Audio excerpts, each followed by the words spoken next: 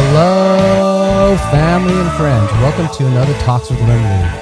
This is available to the billions of people around the world on YouTube, Pandora, Apple Podcasts, Google Podcasts, and all the other platforms. I'm Liem. I'm your host. I'm a software engineer and I've been doing it for 20 years, around 20 years. And today my sidekick is Emmett Morgan. I'm a dude in Las Vegas. I'm a realtor. I've been eating and drinking since I was born.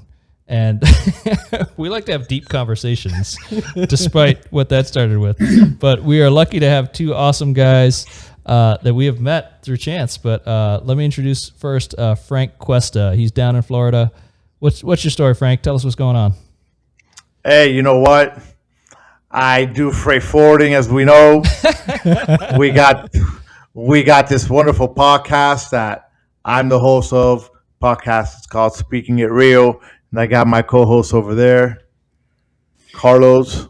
What's your story? I am also in Florida. I am an educator and a part-time realtor, and I'm the sidekick in the show. Frank normally brings the news. He brings the guests, and I torment them all. That's my job. And Emmett, I have to say I'm impressed with what you just said. You've been eating and drinking your whole life, but you somehow did not talk about your breathing. How have you made it this far? I have no idea, but I have to say I'm impressed, man. I breathe between bites and sips. All right, so audience, we spend about, I think, maybe 2 hours talking about the Cuban culture, about Vietnamese culture, the governments on both sides, the Cuban Americans, Vietnamese Americans, and the Taliban, and COVID too. So yeah, those guys. Yeah, so audience, stay tuned for that. I got you the mosquito. Had a mosquito problem. I didn't either, man. I found that out on Wednesday when I was when you're from Florida, it's like, you have mosquitoes, really? But I guess they were all here. I thought they were all here. Oh yeah, no, I'm down with killing all mosquitoes on Earth. I'm not even worried about terrorists anymore. Fuck the mosquitoes. That's where the defense spending needs to go. That's them right. And wasps, both of them out. We'll get it. Yeah, any animal that wants to eat me needs to go. Yeah. So let me ask you gentlemen a question. I had brought this up with Frank. Have both of you ever lived in Vietnam, or you're first-generation Americans? What's your story? First-generation Americans. Okay, so I'm assuming anything and everything you've heard is from your parents. Have you been there? I've been there about 4 times, and then actually spent 6 months twice. So in 2010, spent 6 months there. In 2018, spent 6 months there. Okay, so... Yeah. Naturally, there's always the conversation about, socialism and communism and the realities of it and the violence behind it. And, you know every talking point. But I love to hear actual experiences or stories from people who have either lived or have family that lives there. Now, Frank and I we have Cuban families, and we've heard our terrible stories. Vietnam is one of those communist countries that are like, it's quiet. I never hear about Vietnam and communism, but it is. So I think, just for my knowledge and for our audience, tell me about communism in Vietnam. What's it like? Just some feedback, something. You want to go for it first, Emmett? Yeah, so as quick as I can, the root, the problem of the Vietnam War was that the French were a colonial power. The French were coming to Vietnam, taking all their coffee and rice and shit, right? So Vietnam says, hey, we don't like this. We need some help. Like, hey, America, help us out. Like, we know you like democracy. Let's be cool and get these fucking French out of here. And the French were like, hey, America, this is right after World War II. The French are like, oh, well, leave us alone there, America. We're making some money there. If you come mess with us in Vietnam, we might just join the Soviet Union over here in Europe. So the French blackmailed the U.S. into not helping Vietnam as far as Ho Chi Minh in the north. So eventually Ho Chi Minh got an offer from the Russians, and the Russians were like, hey, we got guns and shit. You can shoot these French motherfuckers yourself. Here's some guns, here's some weapons, right? So the Vietnamese north fell in with the Russians out of necessity. So that conflict continues, right? So they become communists because it's their best alternative. The U.S. tries to help the South because they don't want to see communism spread. If you want an illustration of whether communism is good to spread or not, 10 years before that was Korea. So North Korea taken over by communism. South Korea, not. Where would you rather be right now? Pick or choose, right? So, so Vietnam was stuck in kind of a communist scene for a while. They tried it. They got their land and their farms collectivized, and they said, this sucks. I'm doing all this work and shipping off all my rice to some other guy. So all these soldiers that came back from the South and ended up in communism were like, well, fuck this. This is stupid. They dropped it effectively, right? So the government is communist, but the country acts capitalist. So now, It's like China. yeah. So what you have now is a very capitalist country that you're free to do what you want up to a point, as long as you don't challenge the government or, insult or threaten the guys at the top, then you're okay to be as capitalist as you want. So Vietnam is a place that is now catching up with the world. They were kind of cut off until the late 90s. And so now they're catching up very quickly. Everybody's got a scooter. Everybody's got a cell phone. And they're now integrating with the world. They're becoming a manufacturing and industrial place where you can manufacture things. That's always the steps, the path forward. Look at Germany, look at Japan, look at South Korea. You start industrializing. Once you can build shit with factories, look at China, right? Once you can build shit with factories, you start making some money and becoming part of the world, educate your people, learn the science, get the doctors, get the engineers, right? So they're catching up quick, but they got a late start on the modern world. I think that's my answer. And then the late start with its similarities to China. So my personal story is talking to locals there when I went there for 6 months. One of my most favorite things is to kind of sit down and get to know them and ask them, so what do you think, what would have happened if South Vietnam and America would have won the Vietnam War? And due to propaganda from the government and what they allow textbooks to have for the teachers to teach the children, a lot of the young generation is saying, am I allowed to cuss here on this show? So a lot of the... hello. Have you not been hearing Emmett? Sorry. I got heated. Some of the younger generation told me like, yeah, America would have fucked us up. And I'm like, wait, what do you mean?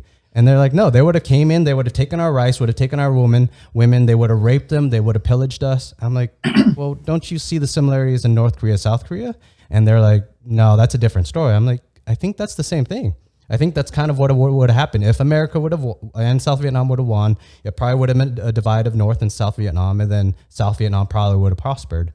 But today, people, in 2018, I was asking the younger generation, what do you guys feel about that? And that's how that was their answers. And I think my theory is just what they're being taught in class and what they're able to search on Google. I can't verify that part because my Vietnamese is not that good enough to actually search on their Google and try to decipher what's being fed. Is it filtered or whatnot? But the answers that I got, that's the younger generation thinks that. But just to take it on the human level, on a one-to-one basis, people are fucking amazing. Like, I love just sitting down talking to someone in a different culture. And to me, Vietnam, even though that is in my genetics, I'm Vietnamese, but for me to talk to them, I'm so much more American. I'm so many, degrees separated from their livelihood that when I talk to them, there's such a divide or such a difference. So for me to be able to connect with them, and when we share coffee, beer, and eat and talk, there's no divide. It's fucking governments and borders of countries that really causes all this hardship. So, Emmett, you brought something interesting up because the French. And again, this is just me. I'm sorry. Yeah, the French. No, I'm kidding. No, not the French. What I understood from you is that Vietnam is in a state where, I guess the people. I'm just going to say it the way I understood it, so please clarify. It seems as if the people are content making their money and just being left alone by a government. But the government, it's almost as if they're like mob bosses, but they're quiet. Yeah, there's still government control in that you can't just go on vacation. You can't leave the country without good permission, right? You're going to need a lot of government permission to leave the country because they want to make sure you're coming back. So there's a lot of control. There's a lot of freedom up to a point. The point at which you bump up against the government there, and the government there is much more of a cohesive singular thing than in the U.S. In the U.S., when you say the government, you could be talking about the health department or the DEA. There's a million things going on. It's hard to say the government in the U.S., but in Vietnam, it's a lot more coherent to say the government, in that as long as you don't cross the line in a couple places, then you're kind of free to do what you want. As long as you're not out there, saying the wrong things and doing the wrong things, then you're okay to live your life. And I think what they're learning and seeing is, they got Facebook, so they're friends with me. They see my life, right? They see what I'm doing. They can also, there's been Vietnamese people in America for 40 years now. So people come back and visit and they send money back, right? And so they'll get those stories of what it's like in the U.S., right? And so if anybody in Vietnam has a chance to move to the U.S., are they going to say, not really, I like it here? Or are they going to say, hell yeah, that sounds great? If you give them a chance, hey, do you want to move to Russia? They'll be like, I don't know, right? So that's kind of the proof in the pudding, is that they get they have enough external feedback to kind of see the world in a skewed way. But, there's probably millions of Americans that were visiting Saigon and Vietnam. So you get to see these million people and you go, are these evil rapist assholes, or are they just obnoxious jerks with a lot of money? Right? So they see some version of America in different ways. So I think the truth is kind of bleeding through slowly. I think to answer Laura's question in there, which I think kind of what Emmett is talking about, and then she's asking when do you cross the line? So things that, like, if you created probably a radio station there and really promoted freedom of speech, but freedom of speech like against the government, they would probably crack down on you. But if you created like a ramen shop and you became a multi-millionaire, billionaire, they probably wouldn't care, unless if you paid your taxes, they wouldn't give a crap.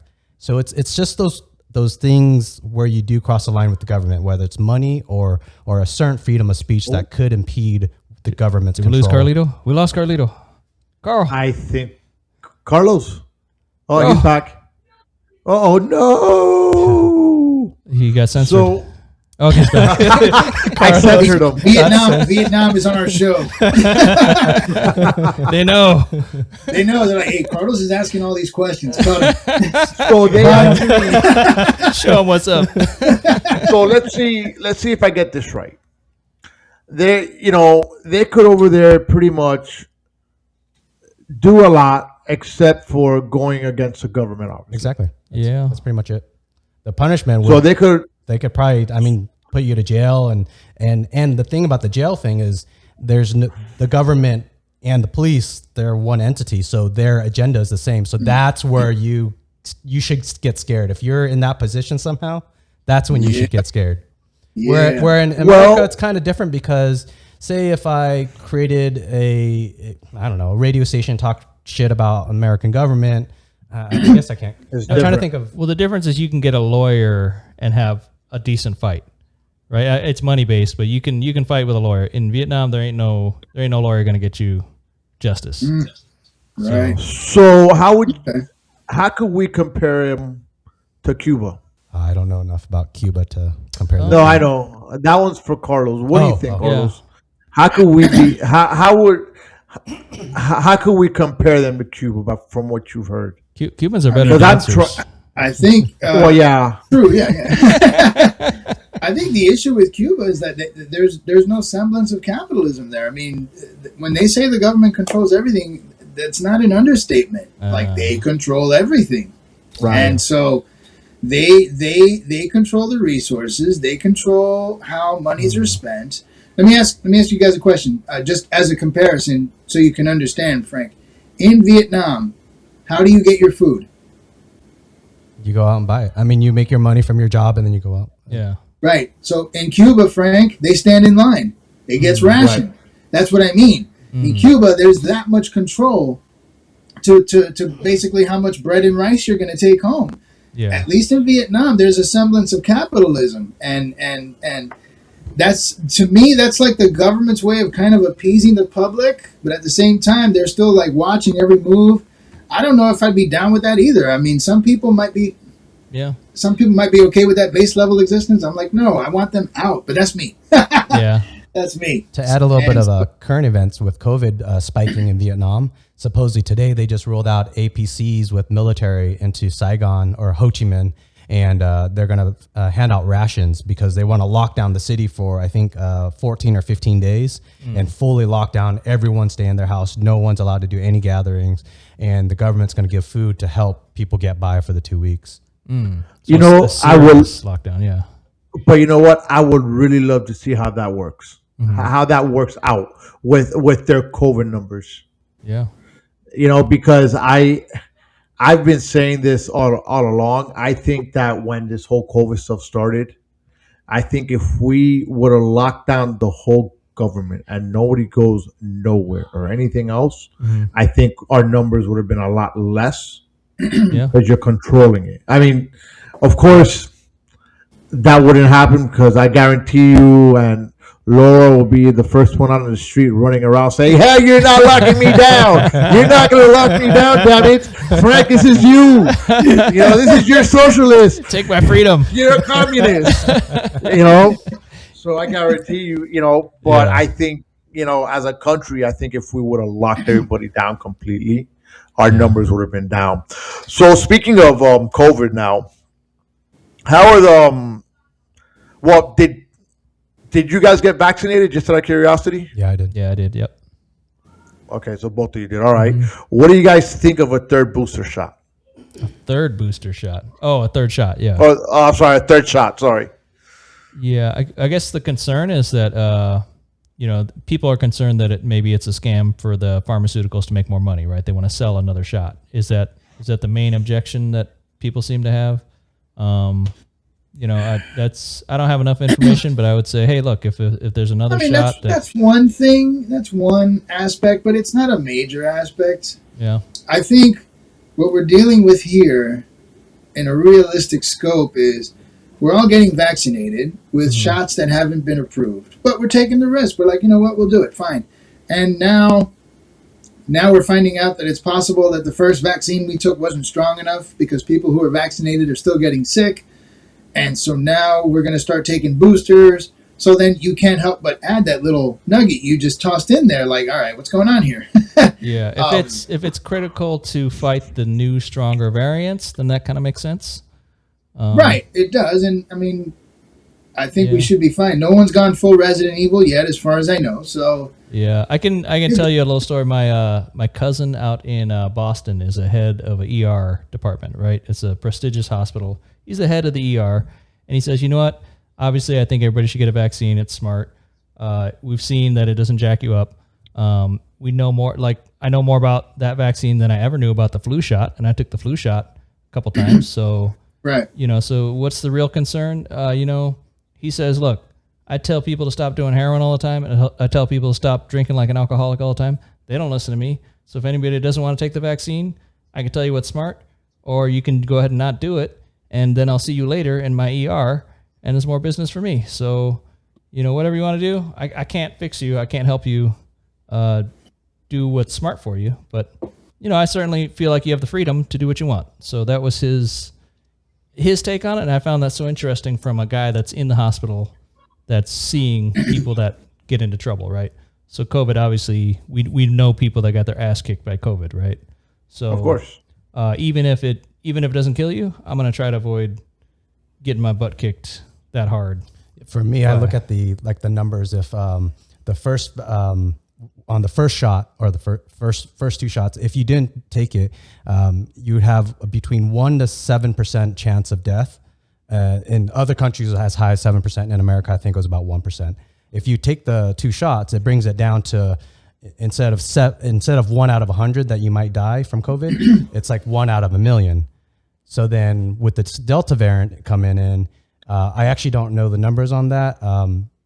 But even if it brings the numbers where it's, say even someone that takes the booster shot and they get sick from it and they die, I think it's still, I hear something 1 out of 1,000,000 also. So say 2 out of 1,000,000. So I'd rather take those chances than not get vaccinated or a booster. Actually, a couple weeks ago, I had a spreadsheet that I'm actually looking for right now. Oh, That it wasn't a spreadsheet. It was a website that I saw and it was the numbers of people that were vaccinated that got COVID compared to the people that were not vaccinated and got COVID. And hopefully I find it. I think Sketchy popped up a stat. He did. Oh, sorry, Zach. Yeah, you see, I have controls of everything also. And so does Zach, the producer in the background. So when you see stuff happen like that, that's because I jumped on it and then he also jumped on it. Get two more drivers on the bus. Yeah, definitely. I'm just chilling as a passenger. No, Carlos drives as a passenger. It's backseat driver. So Sketchy goes, the FDA is I can't even read it right. All right. So the FDA is aiming to give full approval of Pfizer's COVID-19 vaccine on Monday. Remember, science is real. Less than 1% of hospitalization for COVID-19 are vaccinated. 99% are unvaccinated. And he's right. Another statistic that I've heard from doctors is that up to 20% are COVID long haulers, and that's another thing that the vaccine helps prevent long haulers. So I have a broken ankle from a car accident. Someone they ran their yellow light and hit me, and it smashed my ankle, and I have a broken left ankle now, and it fucking sucks. So I have my first world problem or complaint at times. I tell Emmett, it's like, hey, if I somehow get COVID and I'm a long hauler and it's a permanent long haul, just let me go, kill me. Like, I don't like disabilities, man. Fucking disability sucks. That's too harsh. Like, having a bum ankle really sucks. Yeah. If I have like jeopardized lungs or liver or whatever after COVID, just let me go. Damn. It's depressing, bro. Jesus. So I'm definitely taking the vaccine. Give me all the boosters. Yeah. So, all right, but you know what? We're all good with taking the vaccine. Now, going back to what you were describing in Vietnam, on a theoretical level, or at least an ideological level, how do you feel about it being forced?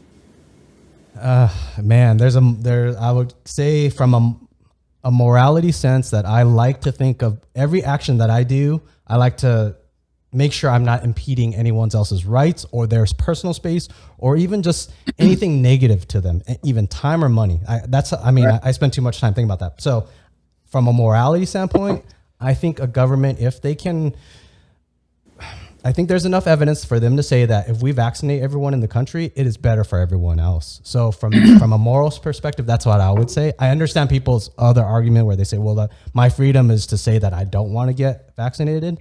But for the better of people as a government, if the government is for the people, choose the decision that's for the people. Yeah, I mean, we're already forced. So hold on, your key word there is still choice. Yeah, we're already forced to do things like not set forest fires. We're forced to not drive faster than 75 miles an hour in most cases. We're forced to wear our seatbelts. Those are all safety things. And the tricky thing with COVID is that it does spread to other people. Obviously, we see that it spreads to other people. So if you choose to accept the risk of COVID, that's fine. But what sucks is that now you become a spreader to other people. And that's the hard part from a government standpoint, I think, is that it's your body and your choice, but now you're also choosing for the people you come in contact with. So the minute you jump on that airplane, you're in a tin can with all these people, and we can see just by how quickly it spreads, clearly it's traveling by air as well, right? You jump on an airplane, we're spreading COVID to other cities so quickly. Oh, easy. Yeah. Easy. I mean, just to go against Laura, just because I want to go against Laura today. hey, Laura, you know what? We're gonna force you to get. We're gonna force everybody. She and Laura agreed. Everybody. You want to shit on that? Oh. Somebody has to go against Laura. I like Laura's picture. She looks like a sassy, good-looking woman here. She's ready. Yeah, she's ready. She's ready to force everybody to get vaccinated. What? Oh man! Hey Laura, that's like, you know what? No, you know what? I'm not even gonna do that. I'm vaccinated, but I don't agree with forcing anyone. Hey, you know what? No, you gotta force everyone to get vaccinated. You gotta force everyone to take the guns away. You gotta do all that, Laura. Ha! It's a weird thing. I would actually more agree with Laura about 2 years ago, because I felt that humans would actually make the right choice and think about others. And seeing that America's at, I think, a 51% vaccination rate, that I don't know what to think. I feel like it's hurting us as a nation. You know what I blame? I'm going to tell you what my problem is. Right after Carlos. Okay. Don't take too long. Honestly, I think that phenomenon has occurred because of politicians. When this problem began and the vaccine was being touted, because of who was touting it, we were receiving negative messages from the get-go. From the get-go, we were told, no, I'm not taking it unless he takes it first. I don't trust it. I think he needs to try it. So we were basically introduced to this vaccine with doubt.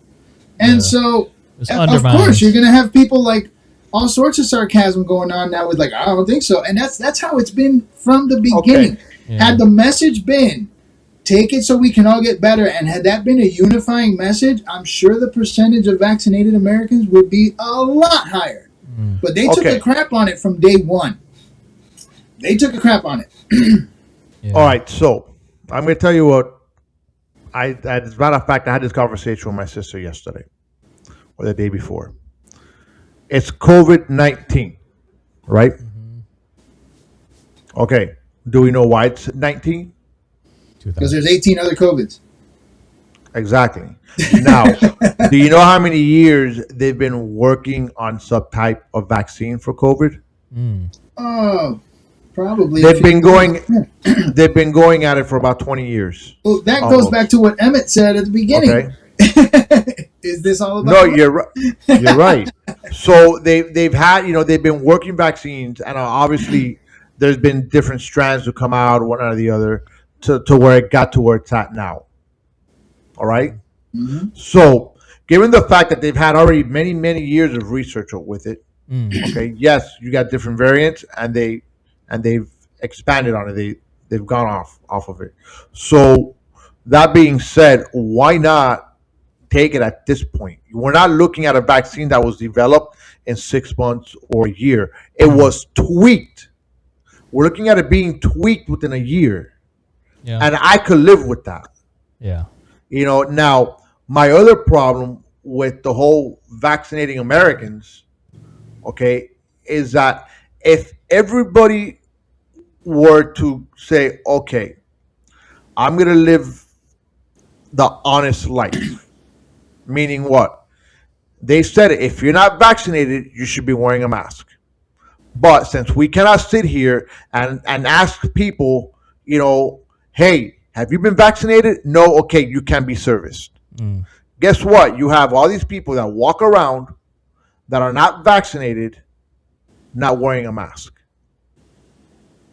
Yeah, and so that's why I'm for Laura on here put no vaccine passports. No, that's why I will want a vaccine passport. Because you know what? At the end of the day, I want to know that if you come to my house or we're going to go out to dinner for whatever reason or whatnot or the other, that you know what? You've been vaccinated. So then I'm not putting myself at risk. Yeah, we see a special case of how things spread in Las Vegas. So we're Vegas based, right? So Vegas is a place for tourism, and with international travel being shut off, a lot of people come to Vegas still. So we have seen throughout these last 2 years that there are times when people start coming to Vegas and then numbers go up, right? You see a very strong correlation of the riskiest people, because anybody who's scared or concerned about it isn't going to jump on a plane and go to Vegas. So these are mentally gamblers, right? They're like, I want to gamble. I want to gamble with my life. I want to gamble with my money. I want to risk it all, right? So you get this interesting case where at one point the Vegas Strip was the I forget what you call it, the contact, the contact tracing, right? If you contact trace back, where did everybody get sick? Oh, well, everybody that went to Vegas, look at that, damn, right? Vegas. So, I mean, Vegas is awesome. It's a fun place, but when you have a lot of people making a choice to be contagious, you can see how that affects not just Las Vegas, but the whole world, right? The rest of the U.S., because after you're done partying, what do? You go back home to Connecticut and you Florida. Go, yeah. Yeah. We're the outcasts in this network. We're in Florida. Yeah. Yeah, I'd rather be in Florida than Connecticut. No, definitely. You guys get great trucks down there. Absolutely. The Jeeps are great too. Yeah, they are. Especially when you start throwing them in the mud. Yeah. I mean, the other thing I would say is, hey, look, if any of us got sick, right, you start getting COVID symptoms, you get jacked up, you're like, oh my God, I'm going to die. What are you going to do? You're going to run to the hospital, right? Where else do you run? You ain't running to church. You ain't running to the city hall. You ain't running to your politician. You ain't running to anywhere else. You're running to the hospital, right? So obviously we trust these doctors and nurses to be our best chance and not dying. So if most of the doctors we know and the medical scientists and that whole industry and profession says, hey, it's pretty smart to take this vaccine, why do we not believe them when they're telling us this message? But if shit hits the fan, then I'm going to run there. I think it's crazy to watch interviews with people on ventilators when the doctors and nurses say, hey, once you're done, go get the vaccine. You have COVID now. When you're rid of all the symptoms, go get the vaccine. And these people are saying, no, I don't believe in the vaccine. It's like, dude, you're on a ventilator in the hospital being helped by this nurse and this doctor with all this technology, and you're choosing that you won't want a vaccine afterwards. Would you still get a vaccine, though, if you already have the antibodies? You got to wait 3 months. That's In order to get the vaccine after you've had COVID, you got to wait 90 days. And then, because then I guess maybe my counter argument or thought on what Carlos is saying, because then also with Delta variant and then Lambda coming out now. So I think the vaccine. We're going to run through the Greek alphabet on Yeah, COVID. yeah. Soon we'll be at Zebra. You know. Yeah. Well, I think that illustrates that it's hard to have half measures and that you need some way to total stop it. You know, like the Vietnam government is saying, hey, we ain't got vaccines, so we're just going to lock everybody down with guns. Right, so they said we got no other options. We can't give everybody vaccines, so we're going to lock you in your house. It sounds so horrible, though, and that's exactly why you have people saying no to the passports, because of what you just said. Yeah. Well, what's the other option, right? Watch everybody die on ventilators? I mean, you know, I get the concern and I understand it, but people do have a right to die, don't they? I mean, if that's what they want to try to do, there's two sides to that argument always. Number one is, you know, you're probably going to help spread. And then the other one is what you just said. I mean, people are going to, but that part of it, they have that right. If that's what they want to try, and, you know, so be it. Yeah. So, I mean, you have a case where you want to try to control it, and then you're afraid of V for Vendetta, which is what that movie was about, right? Yeah. The whole government taking over because of a virus. So, well, I can understand the concerns. I have another point too. Is a lot of people who think they have a great opinion about it, or have a reason to, you know, they watch something on YouTube and they got some good reason to not do it. I think what they need to do is step back and look like, hey, was I the one that did really well in chemistry in high school? Did I do really good in biology and statistics? Was I the smartest kid in the class on those things, or was I the jerk off that was worried about playing football or whatever, right? So if you're not the smart kid in the class, you know, don't think you got it figured out. Like look for who's the smartest person you know and go ask the smart person, right? I mean, I'm happy to consult experts on lots of things, like medical stuff. You know, if it's something I don't know, if I need a lawyer, I'll go get a lawyer, right? So whoever's got the expertise in that field, you got to find a way to tap into their knowledge. The only issue I have with what you just said is, in this case, the smartest person in the class may have had a hand in why we're in this mess in the first place. Yeah. Trump. No! How did you even get there? He's not the smartest guy. Holy hell, how did you even get there? I don't know, just to get a rise out of Laurel today, you know. I thought it is. Hey, look, you know what happened? I mean, you know what happened? We've seen the emails and the whole argument with Fauci. To say that he may have had a hand in this, even if it's indirectly. I mean, we talk about the smartest kid, then you have to start questioning some of the other things you brought up earlier. Is there a benefit to Fauci, or a benefit for Fauci, or the organizations involved in some of what happened? I mean, no one's going to completely uncover that, but from what we've seen, we have reason to scratch heads. So, Yeah, I think as the government, the people, when Emmett said the government. Damn, Laura, hold on. That's huge. That's a big leap, even for me.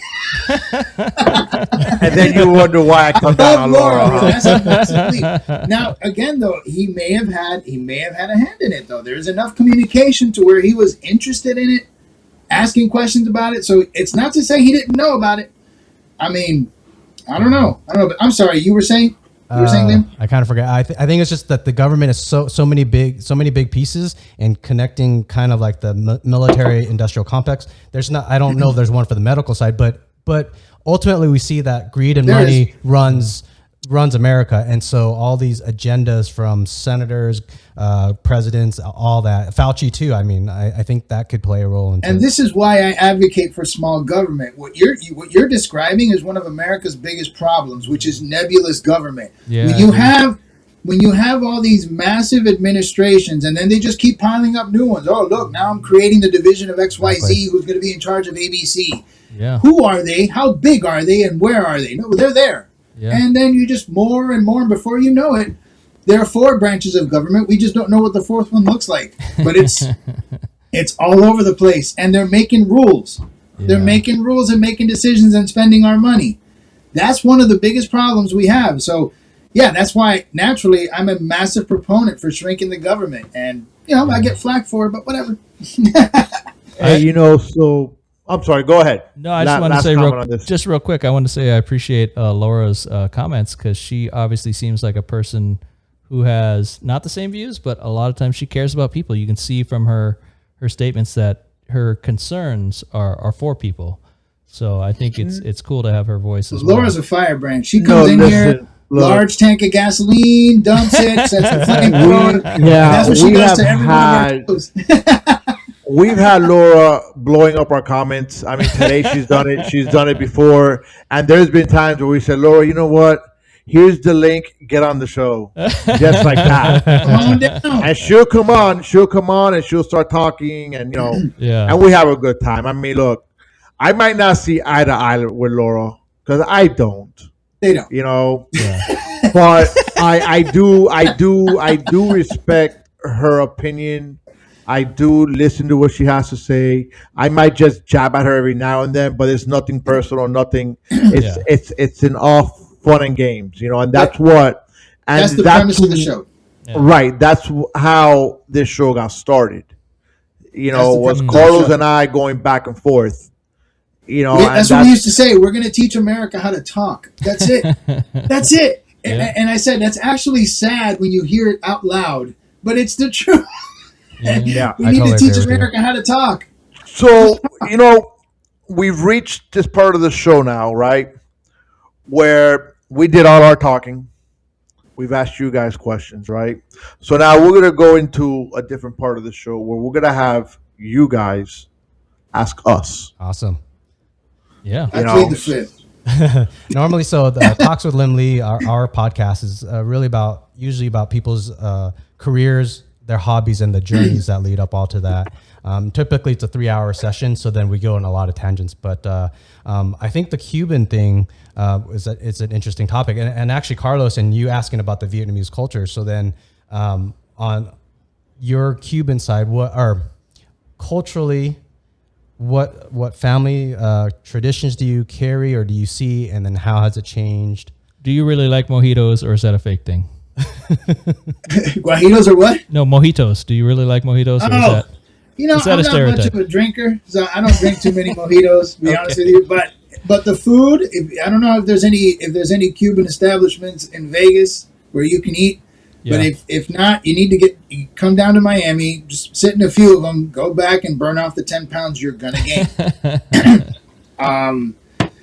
There's a couple of good Cuban restaurants in Vegas. In Vegas, we have all right. We do have Cubans that come from Florida over to Vegas a lot, and I actually helped a couple of friends buy a condo back in February, and they took me out to a Cuban restaurant after we completed the deal, and so it's great to taste that bit of culture and see that little bit of Cubano.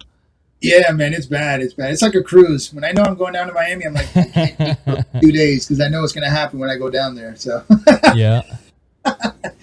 But as far as the culture, I mean, it's interesting. Naturally, because of the experiences that they have been through, they tend to be conservative, and they get scolded for it now. It's like, I know during the last election, Cubans were being like scolded and called crazy, and I'm like, no. If you understand where they came from, you wouldn't say such stupid things. So they tend to be conservative, and that's fine. My mom was very democratic until Trump showed up. For her, it was like an awakening. She's like, I've seen what they've been doing to me for the last 30 years, and I'm tired of it. I'm like, good. Yeah. Good. But overall, we're hot-headed, we're loud, and talk. They talk a mile a minute. We all talk a mile a minute. We're all like always in a hurry with our mouths. I tell you what, though, every Cuban definitely appreciates this nation because of the stories we've heard. I mean, I was told one story, like, basically, I mean, I'll kind of summarize it, but it got down to the fact that my grandfather helped somebody, helped a little girl. She was sick or she was choking or something. He was a doctor. The next day, the military knocks on their house and they do their search. They're checking all items. They literally would keep inventory of everything you had down to the last fork. And I think one of the forks was missing, and they were all going to get in trouble. The head sergeant, I guess, in that little group that showed up, though, recognized my grandfather and remembered what he did, and somehow basically made it seem like, you know what, don't sweat it. We'll move on to the next one. Just make sure you find whatever it is you're missing. And they left. I mean, this is the kind of crap they were dealing with down there. Yeah. And so, you know, naturally, when you talk to Cubans, especially about like Second Amendment and stuff like that, they don't like to toy with that because they understand the consequences of what happens when you remove them. So that's basically like from my angle, you know, the Cuban perspective. I was born in Jersey. I've lived in Miami and Florida most of my life. I'm truly grateful for it. I've learned from those stories, and that's pretty much how it's shaped the majority of my political leanings. Fiscally, I'm conservative. Socially, I'm much more liberal than people think. Can you explain that inventory a little more? Like, is it just the government has issued you a house and your stuff, and we want to make sure? Well, I think I think the premise of it is you know, you're gonna have what you're gonna have. They just want to make sure you're not making any money and not reporting it. Oh, like you're not getting rich without us, kind of. Right. So if you're selling some of your items, they want to make sure, all right, where'd it go, and you know, how did you get rid of it? It got that bad. It got that bad from what I was told. And so, and I mean, we heard other stories. I don't know if you heard some of our shows the last few weeks of the same thing like you were talking about in Vietnam, the information at school, how wonderful Fidel is, just, you know, complete brainwashing, and it's sad. Again, what's worse over there is that the government runs the entire show.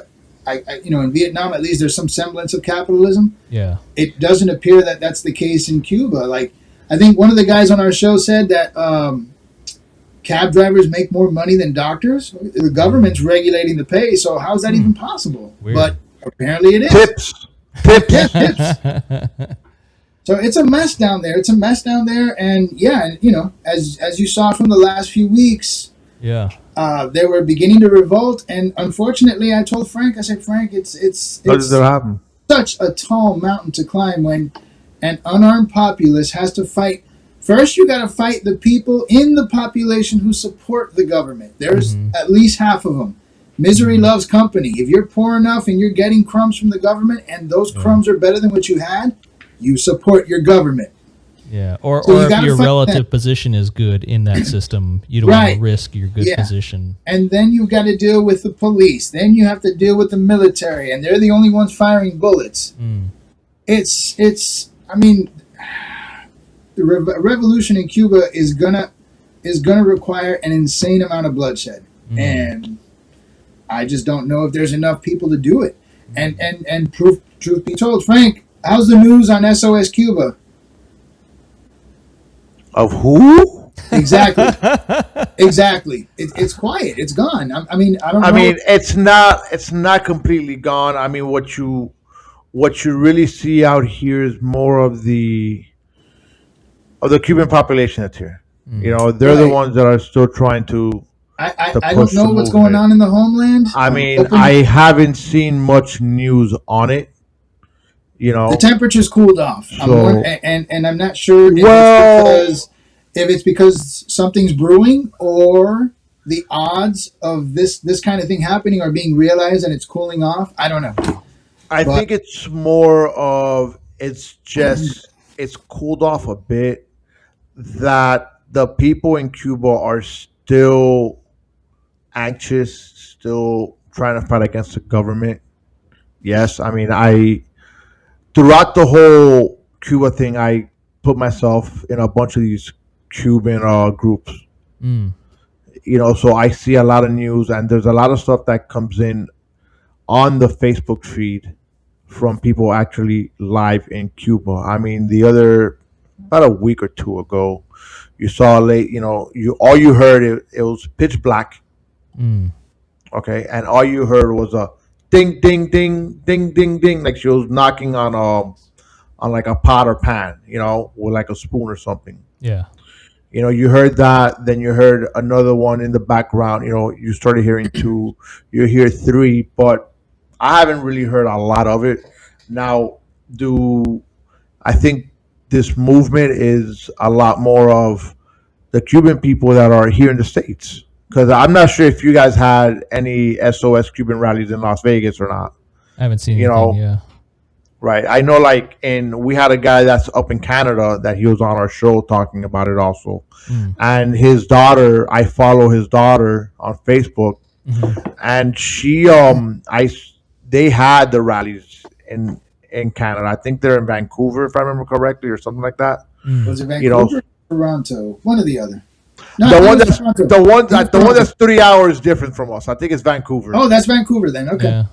You know, so it's one of those things where all the Cubans that are out of Cuba want want the change and will fight more for the change here. Mm. But fighting for the change here, I don't think we're doing much anyways. I mean, I know that there was two radio personalities Mm. from Miami that were in Washington for like a week. Yeah. What changed? Yeah, I think that's hard because any activism you do here in the States isn't going to change, the poor guy in Cuba who's going to get a gun pointed at his head. Right. That's a whole different game when Yeah. you're there in the bucket. Correct. Pretty much. It's sad, but that's the reality of it. I mean, unless you steal a few bombers, pack them up with guns, just fly over Cuba and just drop them and watch what happens. Yeah. Arm the people. Arming the people. Wow, what a concept. Carlos, have you been to Cuba? Have you visited? Nah, sadly, I have not. Frank said he was. Frank says he's been there. I have yet to go. My mom talks about going back, but I don't know if she's going to make it. Not right now. Nah, I don't know. I mean, Yeah. I'll see what it takes to go. I just haven't had a chance to go. Yeah. But, I mean, if I go, I'm going to go with my mom. She's the one that's going to want to definitely at least see it one more time. Yeah. Time's running out, though, so That's tough. we'll see. Yeah. We'll see. But I mean, I went when I was 16 years old. Mm-hmm. So many, many moons ago. Mm-hmm.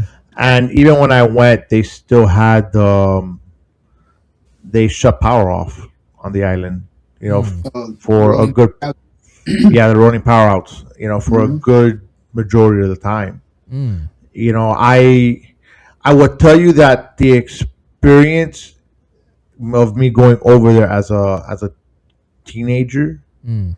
humbled me, because you know what, we're here and we'll get whatever the hell we want. Yeah. I run my blender whenever I want with my smoothie. Exactly. It was funny because I saw a younger cousin of mine wearing my clothes that my mom was sent. And we're talking about clothes that was like, it was a pass me down to me from my brother, and then it was passed on to them. And I was like, wow, interesting. I remember, the one thing that just was clearly on my mind was a Jordache belt, and it wasn't even like the belts now where we just strap. It was a clip. Yeah. I was like, holy damn, this is where that belt went. All right. So it humbled me in the sense where I was like, all right, here, keep all my stuff, Yeah. Yeah, I think in 2 generations in Vietnam, kind of, that's what used to happen back in probably the 80s when families would, in America, if they had some clothes, they could ship it back to their family in Vietnam. But when I go back there now, like when 2018, when I bought some Adidas backpacks, I was like, hey, this is pretty cool. I could buy a backpack that's it was only like, I think $30 and give it to them over there. I bought it at Marshalls and Ross because I'm a cheap ass motherfucker. So hey, don't worry about it. So am I, dude. So I go over there and bring it to them, and guess what? They're like, oh, this is not the latest latest edition. I'm like, what? What the hell? You guys are like all picky? Like, what the heck's happening? I don't want your old ass 2016. Capitalism ruins people. Yeah, man. Seriously, all in 2 generations. It's just crazy how it's the big jump. That jump has happened. Now that's a testament to capitalism, though. I mean, the Vietnamese structure.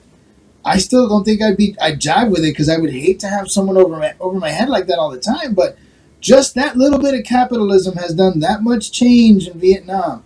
That's why I tell anybody. To those of you who complain about capitalism, it ain't the perfect system, but STFU, please. Yeah, I think there's a quote. You have no idea. It's the worst possible system except every other one. Right. Yeah. A story from 2010 when I was it? Yeah. I think this was 2010. I think it doesn't matter the year, but so I was sitting down with my cousins in Vietnam. I was asking them, "Hey, what do you guys think about the Vietnamese government? What do you think about the U.S. government?" To me, it didn't occur to me what was about to happen. I didn't know not to ask the questions, but then I saw my cousins. They looked around the coffee shop and they're like, I don't know if we should be talking about this. Yeah, that's the first sign right there. Yeah. It dawned on me like, oh, we're in a government where we can't freely talk about. Yeah, shut up, dumbass. Yeah. So that subtlety. I mean, it's not. It may not be. I don't know how to say it. It may not be right in your face, and it may not impact nearly 90% of the stuff you do. 95 maybe. But that little percent, maybe, I don't know if it's 5%, 1%. When you talk about something, do something, you got to be cognizant, or you got to think that does it affect the government? It's like a hovering control. Yeah. I got a question for Frank. Frank, who is Kim? Because I think her last comment was, "Hey, your show's cool, but I'm partying right now, so bye." Oh, that's right. Kimberly Chapman. She's one of the podcasters on our network with Clovercrest Media. Okay. She has some kind of avocado party. Yeah. She's a character. We've had her here a couple times on the show. She's awesome. I'll tell you what. If you she is. She's helped me out when you don't have anything to talk about or you've drawn blanks. Yeah. Call Kimmy. Just call Kimmy. Oh yeah, she will get you to talk about everything. She will cover for you. I mean, she'll just like. You're gonna be like, "Holy cow, we got to talk about this." You're like, "Yep, let's do it." And she'll just. Just be careful. Yeah. Just be careful when she says she's coming. Uh-oh. All right. Just be careful with that one. Oh, man. She sounds fun. I have to say that was still our best show. Thank you very much. Yeah, I forgot what it was, and she ended up. We were ending our show. I think she was trying to get on. Right. Yes. She basically tried to tell us that she was coming on and misspelled it, and we were reading it, and we were like, we will end the show on that note. I just said, Frank, I don't think we need to say anything else. Here I was just proud of myself for not making any pull-out jokes during the beginning of our show. Man. I know, right? Yeah, when she wrote that, I saw that too. I was thinking that. Yeah, this is a serious topic. It can't be. Yeah, I did you not realize that when I said I'm not sure who said pull out or where we read it or not. I was like, oh yeah, pulling out you could do many different ways or something like that. Yeah, I think it was Laura. No, it's serious stuff. I can't be joking about the pullout game. So when do you guys normally do your show? Whenever we just schedule guests, and then mine's not live, so we record it. Oh, and then, right. Then I do so it. Why?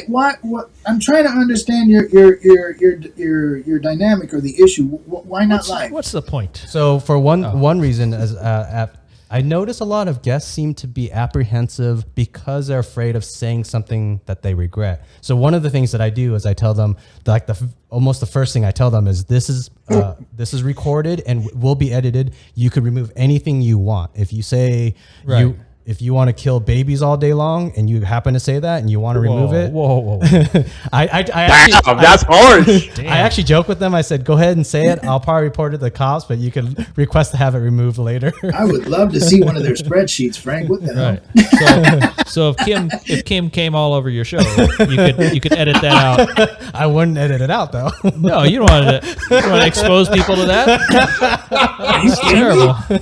That's a great promotion. You can cut that out. Trying to free Cuba right now, and you guys got people doing all this crazy sex stuff. Yeah, effortless, mind you. It's still G-rated. I agree with Laura. Man, oh Lord, I get that. That's actually not a bad thing, especially in today's environment where you can't be human, which sucks. Yeah, like I've actually. all right, that came out the wrong way. Sorry, I meant no. That's actually not a bad thing. I'll try to mention two stories that without releasing their names. There was one person that mentioned how much they charge for their services for their business, and it was like, oh man, I don't want to give away who it was, but it was prostitute. It was just he was upselling his services. No. Actually, I don't even want to say that. You could just leave it as services. We got it. Okay. It's not even it's legit service. Legit services. Well, in Vegas, it's legit. Frank, that's an assumption. We still don't know the service. I don't want to get into that. Yeah. All right, I'll just shut up there. Yeah. No. Well, Liem was thinking he undercharged, right? He was letting the world know that he's undercharging. And Liem said, "Hey man, you could probably get more money for that if you could bump your price up and still be competitive and still be lower than everybody else, and everybody wins." So he helped him edit that so he's not undercutting himself in that way. Yeah, exactly. Good enough. See, we got you. I know another thing. We understand. Yeah, I know another thing Liem is shooting for is that if you do long conversations, if you do a 3-hour conversation or something like that, then you have the time to fully explain your view, right? You could tell us anything you want about Cuba, and we have the time to get into it in depth. Whereas a lot of what people are seeing is very short news clips or short, stuff on their phone, and you get one piece of it, and maybe that's not a great view. But if the guest has a wealth of stories and information and knowledge they want to share, then you have the time to fully get that whole picture painted in color. Like for example, if we asked something about Cuba and then you said, yeah, what they're doing in Cuba isn't good, but say the show was 15 minutes or 30 minutes, you couldn't go into depth of saying that. So on my show, you could actually go into depth. What they're doing is whether it's the government or the economy, this and that. And for people to know it's not the commoner's fault, like to say that people are still good people, but it's somewhere the corruption above that's causing it. So I think a 3-hour show, you really get into that. Where Frank, I gotta say that's very liberating. I know we do what we do live, but it's liberating to be able to do this, say exactly what you want to say, and then know that again, if something was misinterpreted or misworded, because we're still human. But you see, the people interviewing you back. Right. I mean, but. You see, I'm one that regardless whether I'm live or whether I'm being pre-recorded, I'm going to watch my mouth. Mm-hmm. Because you know what? And not that you guys would do this, because I think we've gotten to know each other decently well to know that we're decent human beings. Wait, you're not killing babies all the time? No. I'm providing a service. Tune in next week. So it's one of those where you can't always trust a person 100% on the other side of this screen. And even when we have guests that I haven't pre-screened, because there's a lot of times where I haven't had time to talk to this individual. I've gone back and forth with text. If I get a good gut feeling, hey, let's go. I get if he's feeling okay, fine, and I tell Zach, okay, I say, hey, look, if this guy goes bonkers live, kick him out immediately. Yeah. Eject. For sure. It doesn't matter. I mean, have we had one of those yet? No, right? I don't think we've ejected. No, but we were this freaking close to having one of those. I had a guy that I met just like you guys in one of these podcast chat rooms or groups. That sounds so shady, right? I met these guys. I provide services too. And I'm just trying to find porn. I'm in the wrong place. They were there in the room, and I noticed. And this guy, we're going back and forth. Oh yeah, I do music. I do this. I was like, hey, cool. You know what? Let's bring you on the show. Yeah, sure, fine. And then I'm like, later on the week, I'll send you the link. You might get it the day of the show. You might get it the day before the show. You might get a couple hours before the show, depending on what's going on. He was like, okay. Well, I conversed with him on Saturday. What was it? Show was on Wednesday. I think it was on Monday. Hey, you're gonna send me the link, and I'm like, hey, listen, I haven't gotten around to it.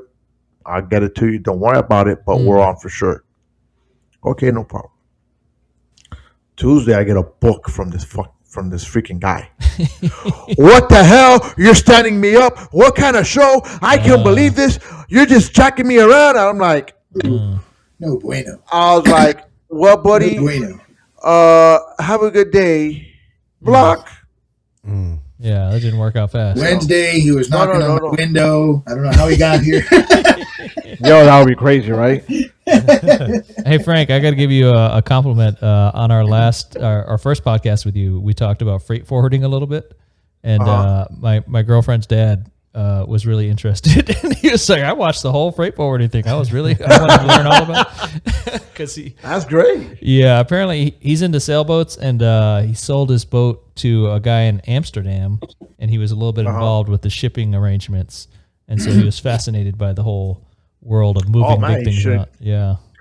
Listen, that is a world that never stops. Yeah. It's just, even through this whole COVID pandemic, you've seen the numbers rise. It's Trucks like keep rolling. but like right now, it's like I'm shipping a lot of stuff out of the country, and bookings with airlines are a week away. Like right now, if I have something that I want to send out, to leave tomorrow, it's not gonna happen unless you're paying express rates and you're looking at a super high amount of money. Oh well, I think what a lot of regular people don't know is, so if you get a ticket to fly on an airplane to buy your seat underneath the cargo space, like Frank can have stuff shipped in the cargo space, and is that part of the pressure of why they want us to carry on all our luggage, because that's valuable space for the airline? It is valuable space. Yeah, because they're selling that space, and it all goes into weight and balances. I mean, when you're calculating the weight and balances on an airplane, you calculate more or less about 100. What was it per person? I want to say it was like 140 or 100, somewhere between 140 to 180 kilos per person. Oh, I see. Yeah. I thought you could say pounds. I'm like, man, Americans ain't that light. No, 195 myself. I'm not a big dude. I talk kilos. Yeah. Pretty basic. Okay. Yeah. So then when you're doing that, and then you have, let's say, underneath the belly of the plane, depending on the plane. Yeah. Like this on a 747. Yeah. Okay. On the belly of the plane, you could carry almost about 20,000 kilos, Okay. more or less. Yeah. This is now a Pablo Escobar special. Of cargo. Well, I can't even say cargo because Pablo Escobar. Go figure. So you could carry that. Yeah. So in these other planes, whatnot. I mean, I'm not 100% familiar on what their tonnage is on it. Yeah. But I guarantee you, it has to be somewhere between 10 to 15, 10 to 20. Okay, so that you could carry. Yeah. So that's a lot of weight. Yeah. I mean, a 747 freighter plane could carry, I believe, about 120,000 kilos of cargo. Yeah. Those are big planes. Okay, so, and even the passenger planes with passengers, they could probably take about the same. So when you get all these passengers and you put them up to 180 kilos, more or less, 150, 180 kilos per person, plus the luggage, okay, that's why they weigh your luggage. So the loadmaster that's loading the plane knows, oh, okay, I have 1,000 kilos of luggage. Okay, that's going to go on this part of the plane. So the cargo is going to go on this part and on this part. I got to separate, what goes where and how to balance out the plane. Yeah, that makes sense. So, but yeah, I'm glad they enjoyed that show. I wanted you to know you had educated. You have at least one freight fan out there. I wanted you to know. That's great. Awesome. I had a question back to the Cuba thing. If for both of you guys, Frank and Carlos, if there's a young Cuban that just made it to America, what's a common misconception that they often have, or what advice would you give them? Oh, like if he's running off the boat and coming up the beach, and he's fresh in the U.S. Either that, or even if it's a legal immigration. Either way, it's just okay. Let me give you my perspective. The reason why I ask this is I see a lot of Vietnamese come over here, and they might be anywhere from 14 years old to 22 to 30 and 40. But because Vietnam is like China in its propaganda and teaching, they come over here with a lot of misconceptions that America is the bad guy. They actually come over thinking that America would have pillaged their country if America would have won the Vietnam War. So imagine coming to a country where you're only coming there because of the economy, but not the government. But their misconception is the government. Yeah. I mean, there is some of that. I think the difference, if there is a difference between some of the experiences you're describing and what we have here, is that we have documented cases of people like literally dying just to get to our shore. They'll build contraptions from used car parts and whatever just to try to make it on the water and touch the shore.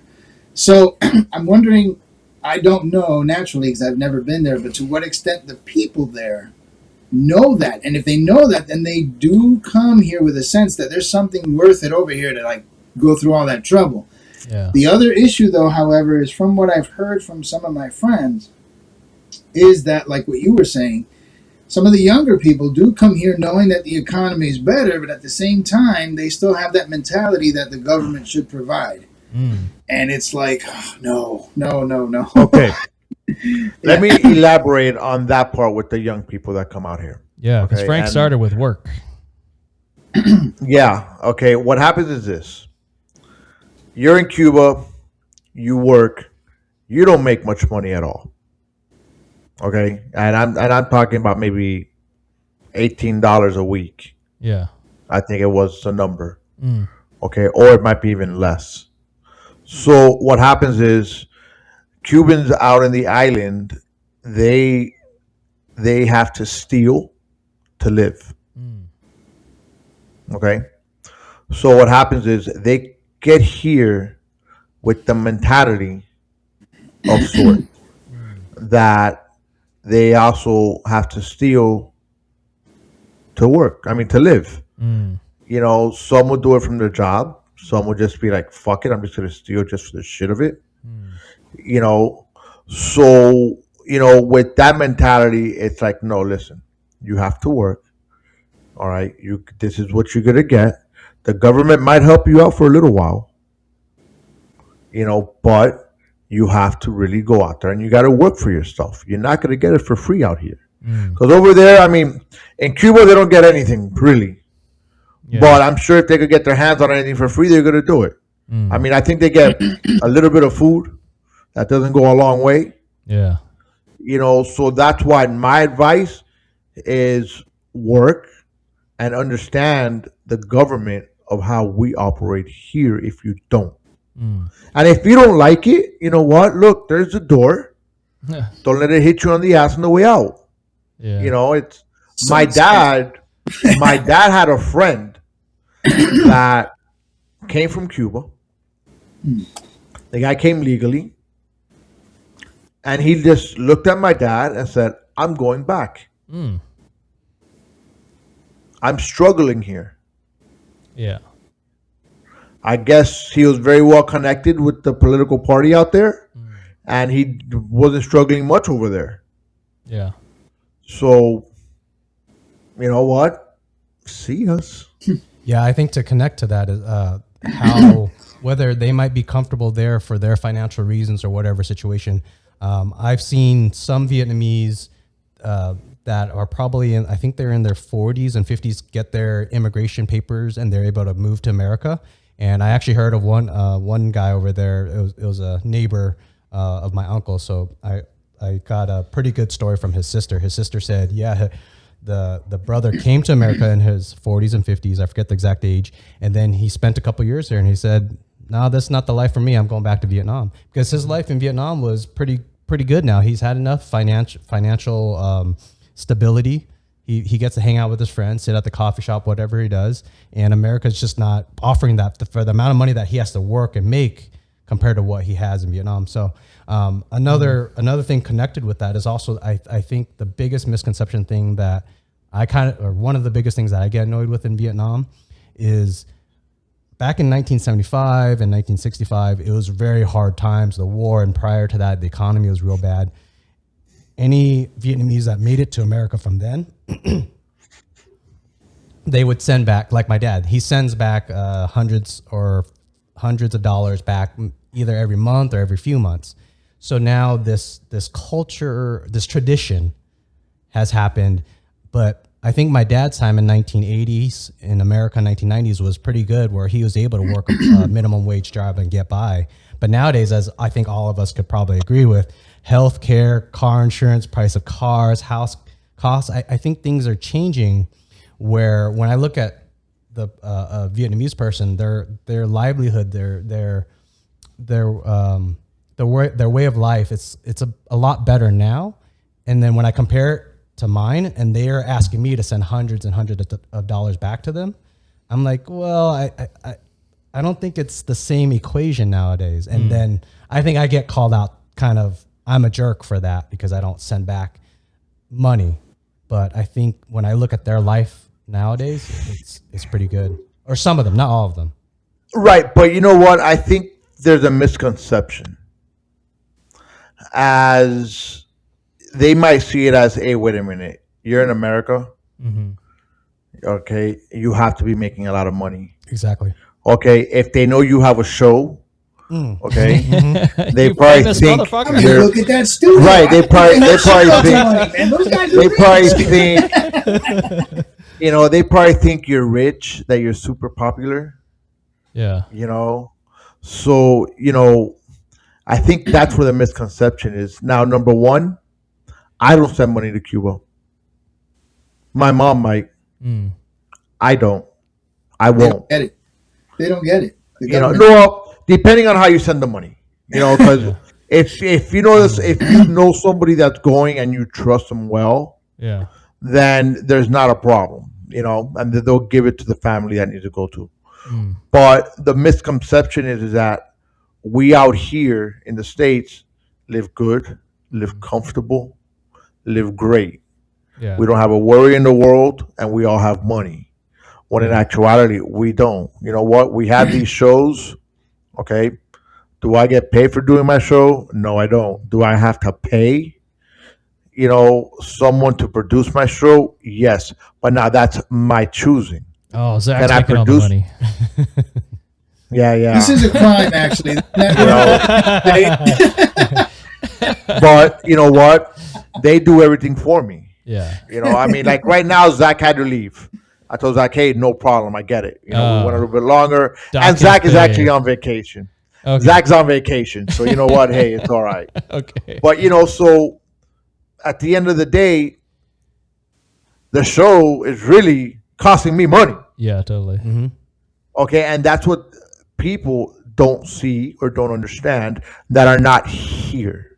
Yeah, I think what you guys are knocking on is that it's hard to explain to people in other countries that we are struggling in the richest country in the U.S. I mean, in the world, right? We're in the richest place in the world, but somehow we're struggling, and there's no way to understand that the costs that get milked out of us in this capitalist system. That even if you're a smart, reasonable, if you just you buy a Corolla and you don't spend too much, you don't buy luxury goods, and you just need your health insurance, and it's still hard to get by for a lot of people, right? So some of us are lucky and some of us are not, and they can't imagine how you're in America. How can you be struggling? How could you not have extra money that you could throw me money for free? Well, you want to know what's funny? You said something and I just laughed about being rich. Yeah. I want to say about 3-4 months ago, I had a friend of mine that came down from New York with their family, and I love their kids. I mean, I've seen them grow up. Yeah. And they, the youngest daughter jumped in the car with me because I met up with them at her father's house, and then we went to the hotel after that. So the youngest daughter jumps in the car. She's what? She's 20 years old. Yeah. And she's like, "Oh wow, you're rich." I'm like, "What do you mean I'm rich?" She's like, "You drive a Jeep." Yeah. I'm like, "I'm not rich. Jeeps are expensive. Yeah. And it costs money, but I'm not rich by all means." You're poor because of bad choices. But imagine that. So, I was told that by a 20-year-old that lives here. Yeah. So people from other countries, especially, Cuba, Vietnam, all these communist countries, don't really understand the struggles we have. And they think it's all, oh yeah, it's great. They live out there. They got money. They're rich. And it's like you said, we're not. Well, no, it's crazy, man. I got to subscribe to Netflix, and then they want me to pay separately for the Disney Plus. And then Hulu is a different deal. But if I want to watch football stuff, I got to get the ESPN Plus. That's a different package. And you start adding these all up, this is a crazy amount of money. Is that cable TV was cheaper. That's really it. That's it. It's like you have 17 streaming services, and you're like, I used to have like 40 channels with cable, and I paid less for all that garbage than I. Look, I'll tell you this. I have YouTube TV. Yeah. I got Netflix. Peacock.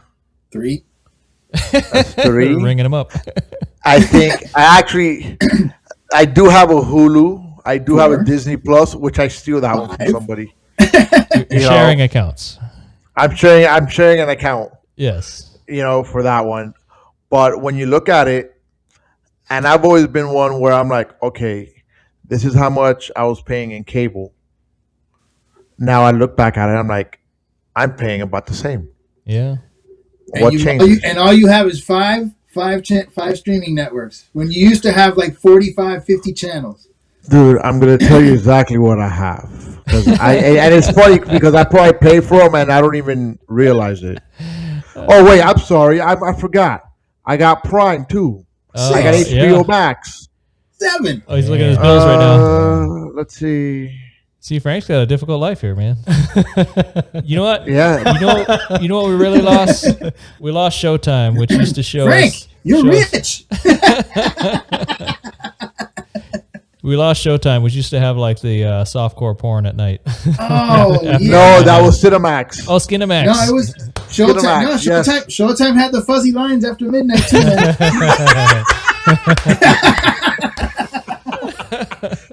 Who sat there watching the fuzzy lines? For anybody watching, Hold on. Oh my God!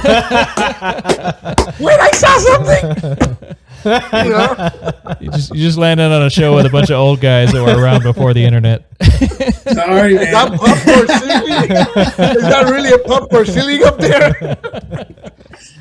Hey, that's the struggle of the 80s. I'm just saying. Oh God! Oh lordy. Sorry, I think I just blew up our whole argument that life is a struggle in the U.S. Yeah. No, No, you completely blew it.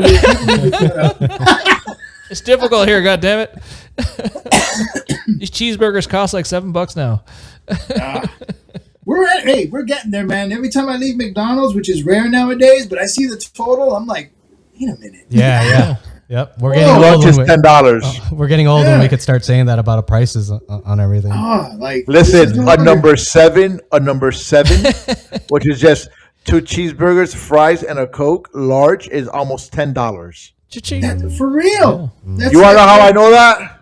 I could sit You in just and bought just it? I was there. I was there yesterday.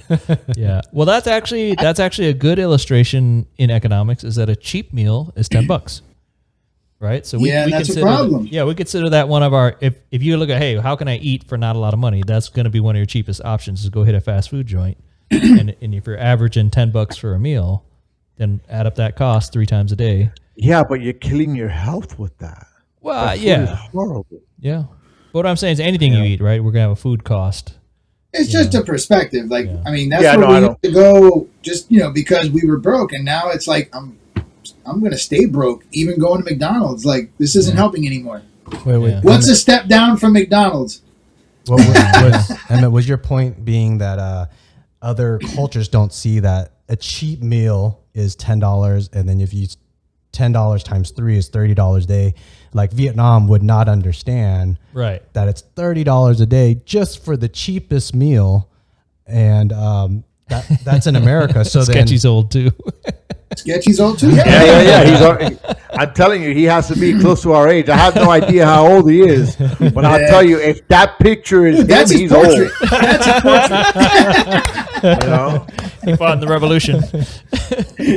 Yeah, no, That's you're a right, Lem. portrait. That's the Actually, Sketchy is out on the West Coast, though. all right on the west side. Yeah, he's on the West Coast. So well, man. a question back on the Cuban thing. Is there a sediment of Cuban people of the American culture or the government? Sorry, the government. Is there? How would the average Cuban think? Cubans in Cuba, and or if you hear about them freshly coming to America, do they have a certain view on the government? Do they dislike it? Do they have some propaganda On the Cuban government, their thoughts on the Cuban government or our Cuban government? people of the American government? Why you got such a weird question, bro? Yeah. It's funny because we normally don't talk about the American government. We always hear about the atrocities of the Cuban government. Right. I think they know that we are a free country. Yeah. And I think it really depends on the Cuban you're really talking to. That's true. Okay, because if you look at it, I mean, the regime's been in place for what, over 60 years, right? So I think 62 years. So how much of the old regime do you have left? Yeah. You know, or how much of the Cuban population that was part of the old regime do you have left? Not many. Yeah. Okay. Then you have people like my parents, Carlos's mom, okay, that were able to leave, that are here. Okay. So and we're talking about people that are 70 years old. So when you look at it, if you're 60 years old right now, you grew up in that communist country.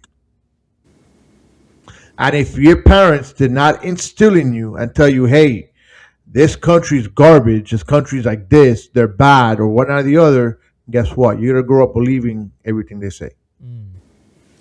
So I think it all really depends on what the home situation is of that individual. Yeah. You know, I mean, I've had people come up and say, oh, this country sucks, you know, because of what they're fed, you know, in school.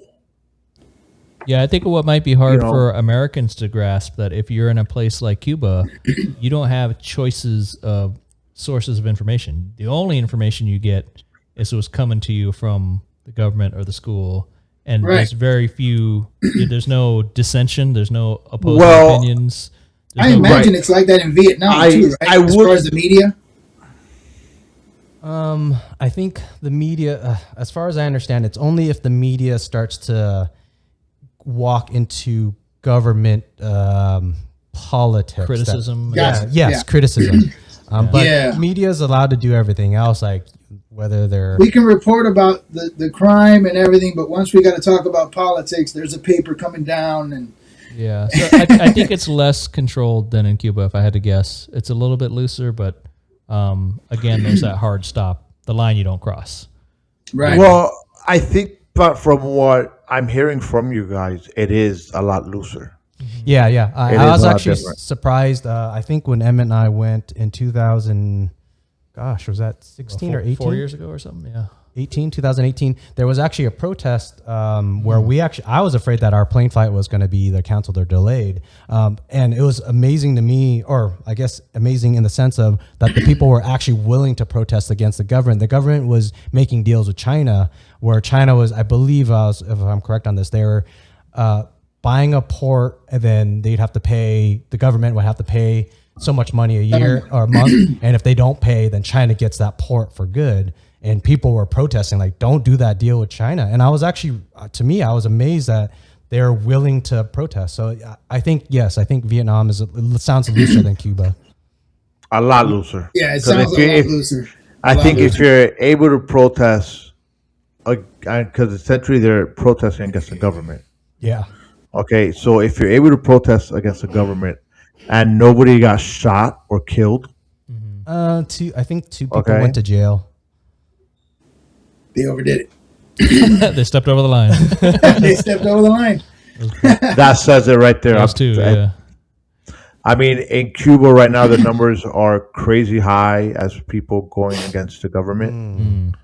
You know, there's people that nobody knows their whereabouts. Yeah. You know, there's go a guy, missing. there's a famous YouTuber that he was in Cuba. He stopped his show because he was getting threats. Yeah. You know, from the Cuban government. He fled. How he left Cuba with him and his family. They got out. But yeah, so it was pretty crazy. You know, just things like that. What's the population of Cuba, roughly? Do we know how many people are there? I'll tell you that right now. Consult the internet. Yeah, you have to. I don't know the Like number. 20 or 30 million? Oh, wow.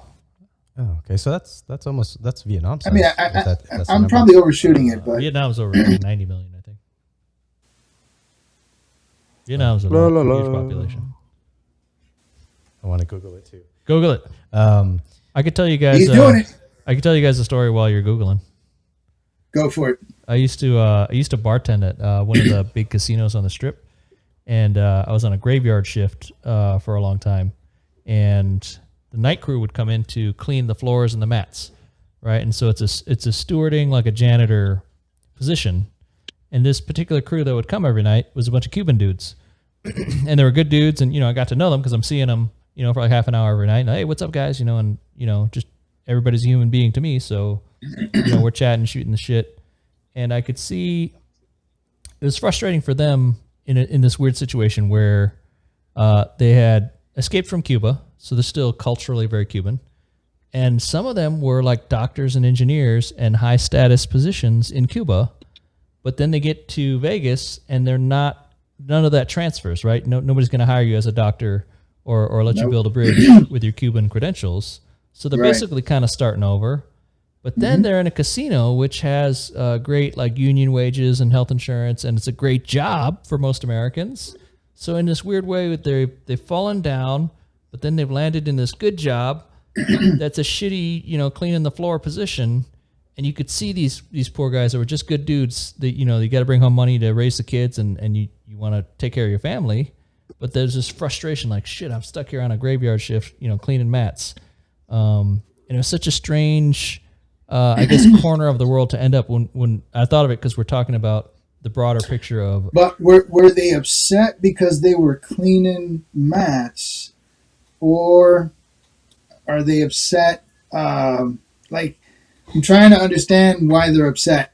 I get the fact that you come from one place as a doctor and you're cleaning floors as another. Yeah. But you left a place with certain conditions and now you're here.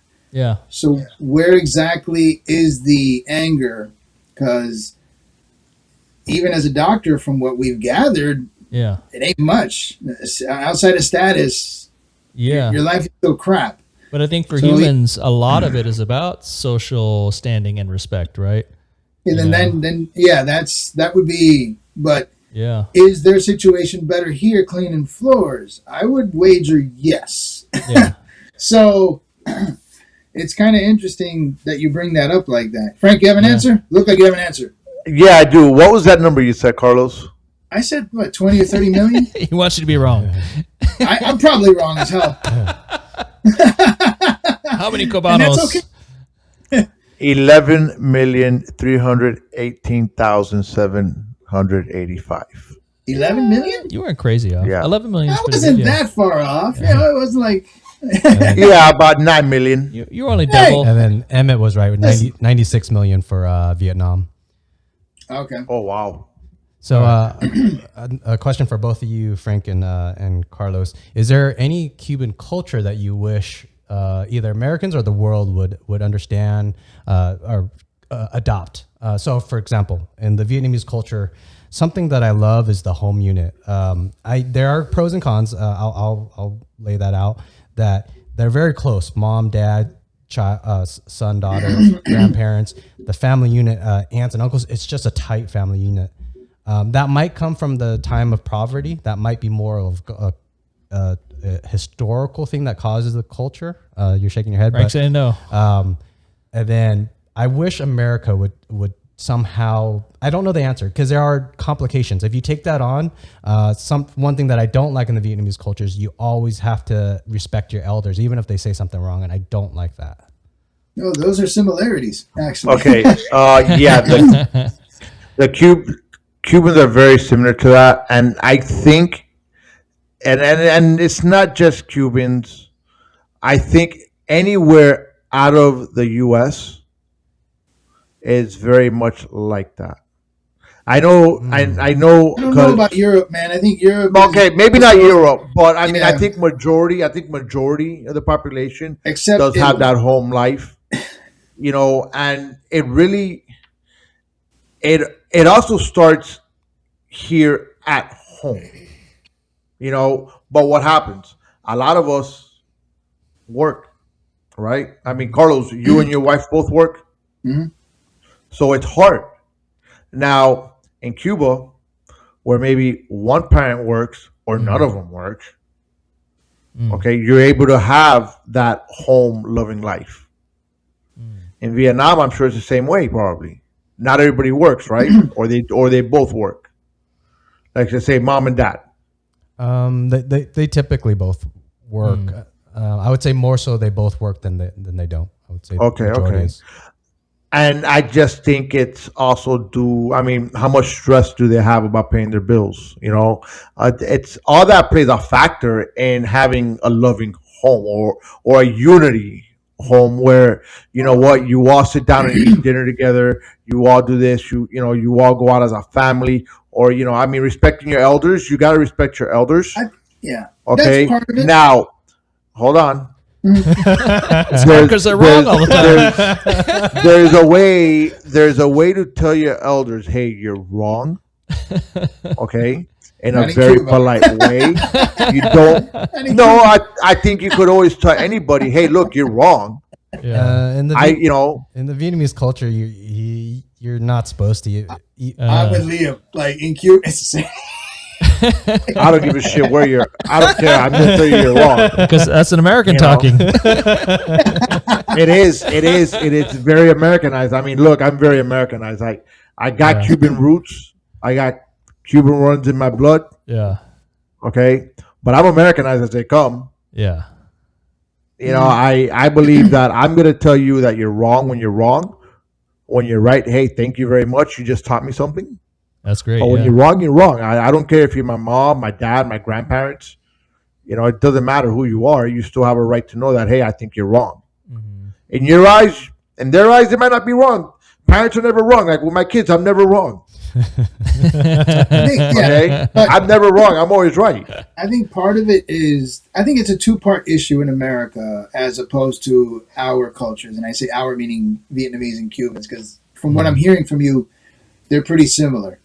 But once you get here, the first thing I would say is the work structure in America kind of breaks that, because both parents are forced to work pretty much. I mean, if you have a one-parent working household in America, you're doing great.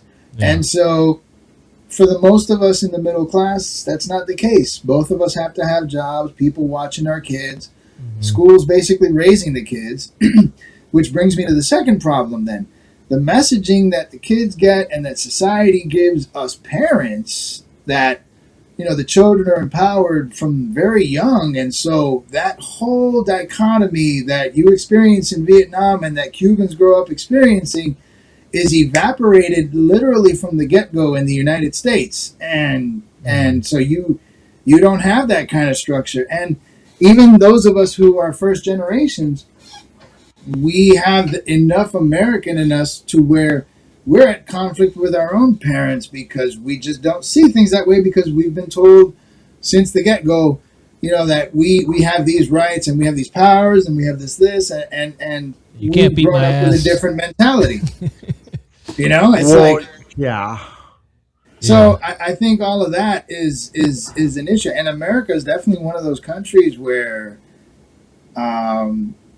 kids are brought up in a sense that, like, you leave the nest and don't be your own person, and the parents you'll care for them and all that, but they're always a phone call away, and that's where you want them. Whereas in our cultures, we're all kind of much more meshed in together, and that's a part of messaging, and I think the work structure in here has helped that as well, because parents can't even really be there.